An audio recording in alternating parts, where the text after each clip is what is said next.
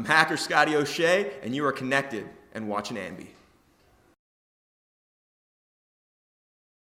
Hey everyone, it's Alicia from AMBY, and I would like to welcome you to our interview with the hacker, Scotty O'Shea. Hello. Hello, thanks for having me. I'm excited. I'm excited to have you here. How are you doing? I'm fantastic. It's another Saturday, another day I'm wrestling, so it's good. Yeah, we're here at Smash Wrestling. It's the Faithful 8 tonight, but you are actually facing Tyson Dukes and John Greed. How are you feeling about that? I'm excited, typically, let's be real here, multi-man matches typically they don't suck, but they get forgotten about, right?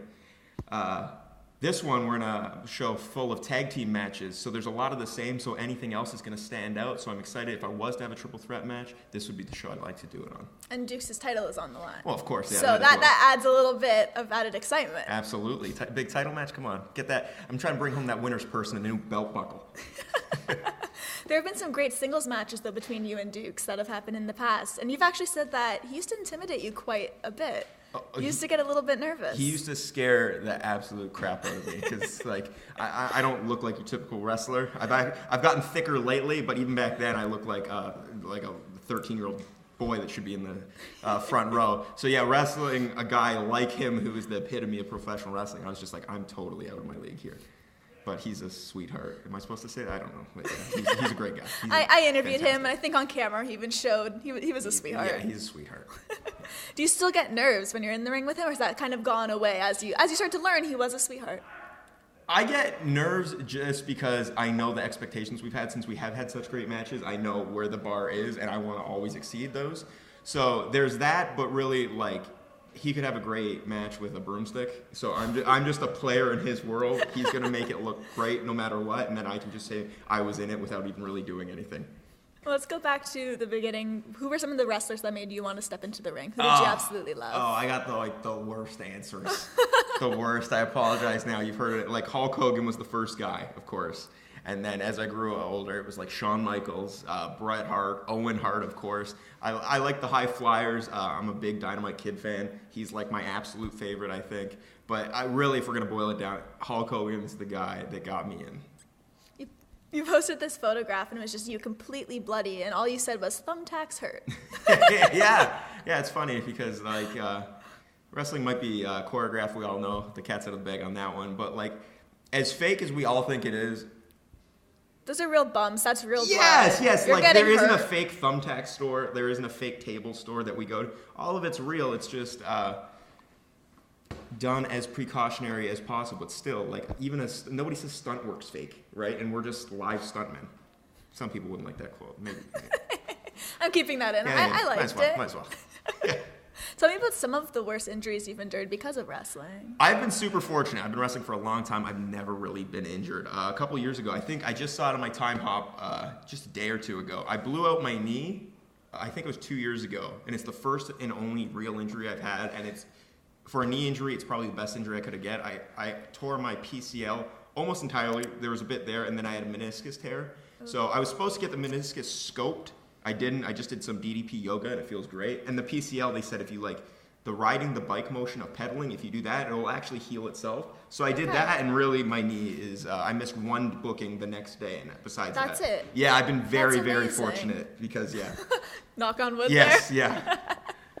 Your Instagram describes you in 3 phrases. It's pro wrestling, country music, stand-up comedy. So we talked about the wrestling, so now it's on to the music. You're a big fan of country? I love country music. And if you're tuning out now because you hate country music, I get it. I get why you hate country music.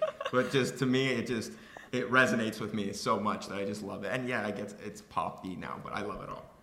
Who are some of the people that you listen to when you're getting ready for a match or when you're training? I'm a big Kip Moore fan, and Kip Moore is the Bob Seger, Bruce Springsteen of country music. He's almost not as country as you think. He's not like Luke Bryan, who I absolutely love as well, but he's a big one.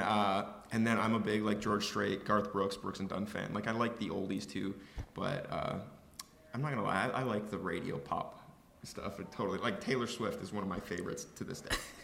I love her. I've seen her in concert 4 times. I was just speaking with Jimmy Havoc, and he brought that up too. He's like, I dig Taylor Swift. She's great, and I love how guys can't like certain music because oh, were you allowed to swear? Yeah. What are you, a fag? No, I like music, right? So it's just like who you like, and look at Jimmy Havoc. He's a hardcore guy, he's a badass, and we all got a soft side. My soft side is some Taylor Swift.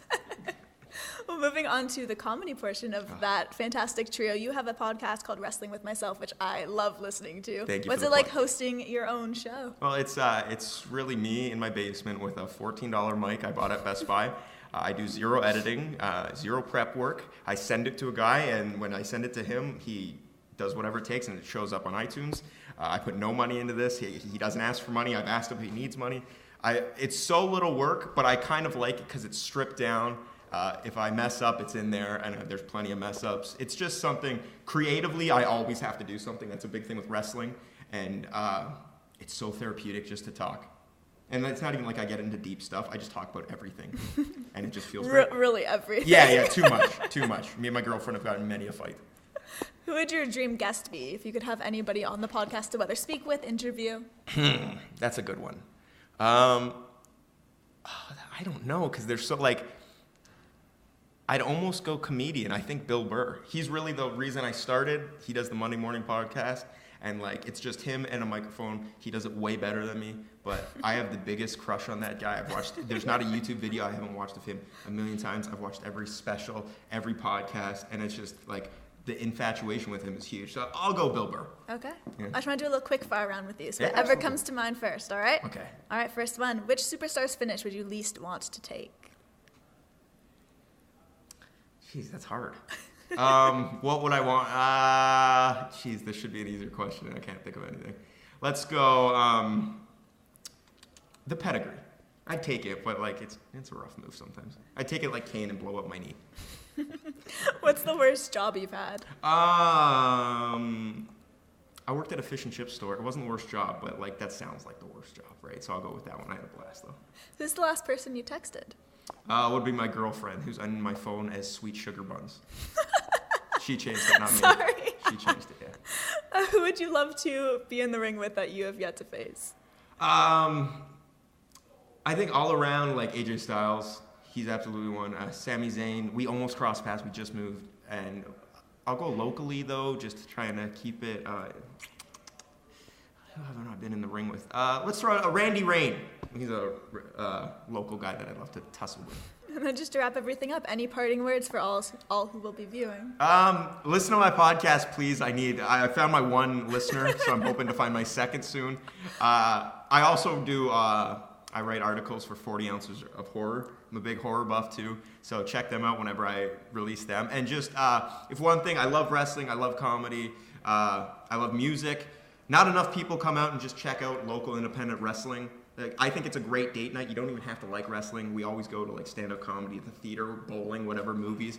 Try to search out a local wrestling show. You can go and watch it, and if you don't like it, you can literally yell at us telling us you don't like it. It's the only entertainment medium where like your input as a fan can actually change the direction of the performance. And where it's actually accepted. Yes, exactly. Like if you literally hate me, you can yell anything in my face as long as we're in a PG or R-rated like venue. It's totally up to you. You won't hurt my feelings. That's why I'm there. I got your money in my pocket by the time you're in. So just come, check it out, have a good time, and support local arts.